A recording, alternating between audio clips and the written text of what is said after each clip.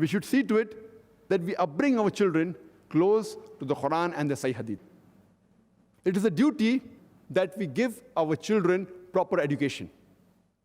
That is the reason I say that your children are your amana. See to it you give them proper education for both the worlds.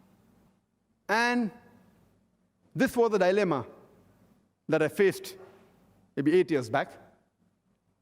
And though, alhamdulillah, I used to give talks on education, and I did take time to choose my life partner because I wanted the right life partner. And finally, Allah gave me, alhamdulillah. And when the children were born, my eldest son is 12 years old, and I always had that thing that we should have a proper school which has a striking balance between the Islamic education and the formal education. I don't call mathematics, science as secular education, because secular by definition means nothing to do with God. I believe science believes in God. Mathematics is Islamic subject. So therefore, when I talk about the other conventional subjects, I call them formal education. Mathematics, science, history, geography, English. We call it as formal subjects. So I always had that dream that to have a school which has the striking balance between the Islamic subjects, Islamic education, and the formal education. Because mathematics, science, history, according to me, are part of Islam. And that made me tour the world.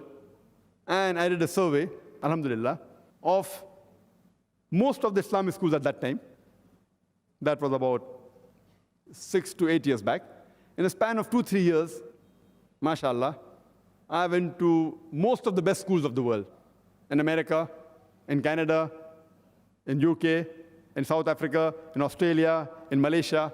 And I visited hundreds of schools. And when I observed that in the Western countries, most of the Islamic schools, almost all, they were more of a Muslim-managed school. Muslim-managed school means the management was Muslim, but I would not call them as Islamic schools. Because we realize that in the Western world, there is a fear of alcoholism, of drug addiction, about obscenity.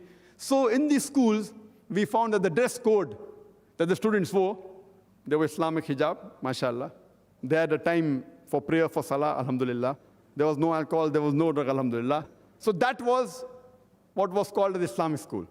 Where back in India, most of the Muslim-managed schools, they have the Islamic dress code. You can offer salah. There's no alcohol, there's no drug. So I did not find something new. But alhamdulillah, considering the Western country, where drug addiction is common, alcoholism is common, obscenity is common, it is an achievement which I was happy. But what I came to search for, that when our children go to school, they should get the best of knowledge, I could not find any of the schools. What we wanted that we have now the Muslim Ummah, rather divided into two types of education. One type of education, when we have secular education, they acquire the so-called secular education, which are called as formal education.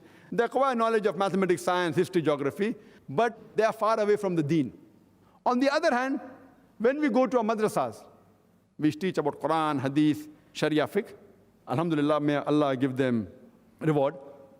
But they are unaware of mathematics, science, history, geography. So we wanted a balance between the two.